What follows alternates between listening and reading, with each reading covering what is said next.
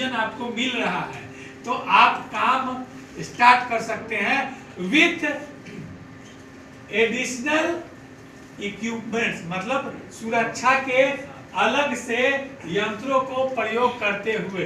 अब आप सोचिए, साइंस के स्टूडेंट हैं यहाँ पर सभी लोग, है ना, कि आदमी को एक नॉर्मल सांस लेने के लिए ऑक्सीजन कितना चाहिए? 20.9 मतलब 21% चाहिए तभी ना, नहीं तो उससे नीचे करने लगेगा। और ज्यादा तो ऑक्सीजन जब वायुमंडल में 21% है तो ज्यादा ऑक्सीजन कैसे हो जाएगा? साइंस कैसे होगा?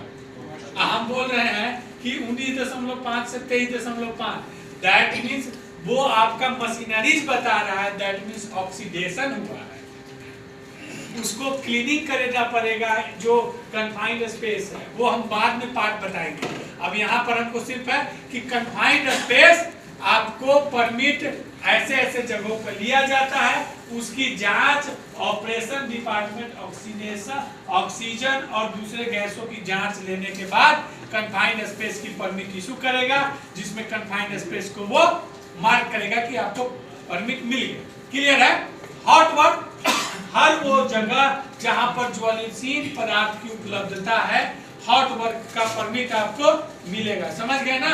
अब अगर तुम्हारे एरिया में कोई काम करने आता है तो तुम जरूर परमिट चेक करना, तुम्हारा अधिकार है परमिट चेक करना। ठीक है जगजीवन?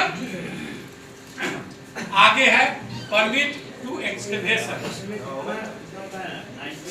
19.5 से 23.5 है, ये परमिसिबल है, मतलब परमिशन मिल जाएगा, लेकिन काम करने के लिए एमडीएस 21% ही चाहिए। तभी कोई आदमी बिना कोई सुरक्षा उपकरण के, बिना कनिस्टर लगाए हुए, बिना स्काबर लगाए हुए वो काम कर सकता है। क्लियर? समझ में आया? अब परमिट टू एक्सकेवेशन है ना, मतलब खुदाई के लिए ये परमिट अधिकांशतः आपको आवश्यकता नहीं पड़ती है। मैकेनिकल या इलेक्ट्रिकल या इंस्ट्रूमेंट वाले को वो परमिट की आवश्यकता पड़ती है ना, जब सिविल वाले का काम होता है। क्लियर है? आगे चले, कोई डाउट? अब यहाँ पर आ गया कि परमिट इशू कौन करेगा, परमिट इशू कौन करेगा, एक्सेप्ट कौन करेगा, रिसीव कौन करेगा। ईश्वर कौन है? Operation department.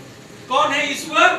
बोलेंगे सब लोग भाई, देखिए आप लोग नहीं बोलेंगे मजा नहीं आएगा। हम फास्ट में फिर भी इतना तेज बोलते हैं और आप लोग बोलेंगे नहीं।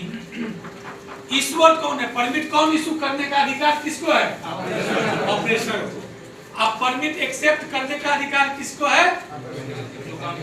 जो काम करने वाला एग्जीक्यूशन है। अब हमारे विनय तिवारी या गोपाल या मुकेश लोग नहीं लेंगे, उनका इंजीनियर लेगा। इंजीनियर को भी जो है वो प्रिंसिपल एम्प्लॉयर का इंजीनियर देगा। यार प्रोसेस समझिएगा क्या मुकेश, है ना? परमिट इंजीनियर लेगा। कौन? जेपी का इंजीनियर। जेपी का इंजीनियर आपके इंजीनियर को देगा। आपका इंजीनियर आके खबर करेगा कि हाँ वो भी उसका काम है, वो चेक करे कि आइसोलेशन हुआ कि नहीं। और आपका भी काम है कि आप परमिट ले जाने के बाद सबसे पहले आप ऑपरेशन टीम के वहाँ, जैसे कि ये अपना जगजीवन साहू है ना, दूसरे ऑपरेटर हैं दिलीप है और आरपी सिंह है, उनको ये देखिए जी परमिट आया है मेरे पास मोबाइल में। तो उनका काम है, उनका दायित्व है कि वो भी कंफर्म करें कि आइसोलेशन किया गया है कि नहीं, इक्विपमेंट्स को बंद किया गया है कि नहीं, उसके ऊर्जाओं को रोका गया है कि नहीं। ऊर्जा क्या क्या है? ऊर्जा इलेक्ट्रिकल, विद्युतीय ऊर्जा, मैकेनिकल ऊर्जा, न्यूमेटिक ऊर्जा, हाइड्रोलिक, इन सब प्रकार के जो ऊर्जा है उसको रोका गया है कि नहीं। जब वो कंफर्म कर दे आपका ऑपरेशन, हाँ ठीक है काम कर सकते हैं। हमारे पास भी खबर आया था ऑपरेशन से कि उसका पीएम लेना है या उसका डिफेक्ट है, हम ही लोग तो लिखवाए हैं डिफेक्ट। यही ना बात होता है। ऐसा तो कोई बात नहीं ना है कि हमारी बातें समझ में आपको नहीं आ रही हो, आ रही है ना, यही ना बात होती है। हाँ हम डिफेक्ट डाले थे, आप लोग काम कीजिए, ठीक है? ठीक है ना? अच्छा तो ये इशू कौन करेगा? एक्सेप्ट कौन करेगा? कौन करेगा मेंटेनेंस में? लाइन। उसके बाद इंजीनियर, स्टेप बाय स्टेप। तो ये बताने एक प्रशिक्षित व्यक्ति जो संबंधित पाली में शिफ्ट बोल रहा है, जारी करने वाले विभाग का नामित प्रभारी है। दैट मीन्स शिफ्ट इंचार्ज और डेस्क इंजीनियर। क्लियर है? और उसे पीटीडब्ल्यू जारी करने के लिए अधिकृत किया गया है। ठीक है ना? वो है इशूअर। एक्सेप्टर एक व्यक्ति जो सहमत कार्य के निष्पादन के लिए जिम्मेदार समूह मतलब मेंटेनेंस क्रू का प्रतिनिधि है, मतलब दैट मीन्स इंजीनियर है, और जिसे किए जाने वाले कार्यों को नियंत्रित करने के लिए सक्षम होने के लिए प्रशिक्षित किया गया है।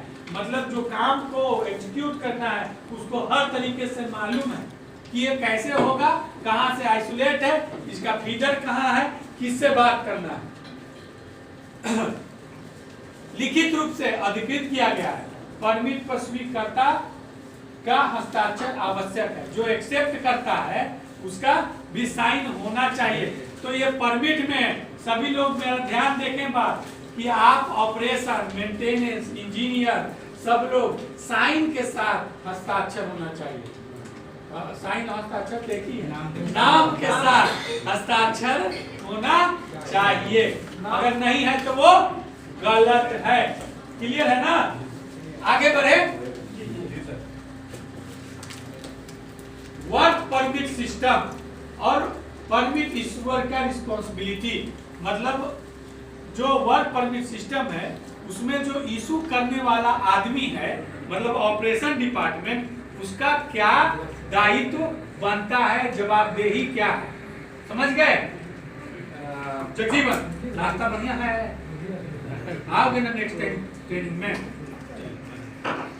अब है कि इशूअर जो काम, जो परमिट इशू करने वाला है, उसका ये दायित्व है कि कार्य क्षेत्र का निरीक्षण कर ले, एक बार जरूर, खतरों की पहचान कर ले, मतलब हजार उसमें काम में क्या क्या खतरा है, ठीक है, सुरक्षा सावधानियों को परिभाषित कर ले, बता दे मेंटेनेंस टीम बात को, भाई देख लो ये कर लेना भाई, इस तरह से काम करना।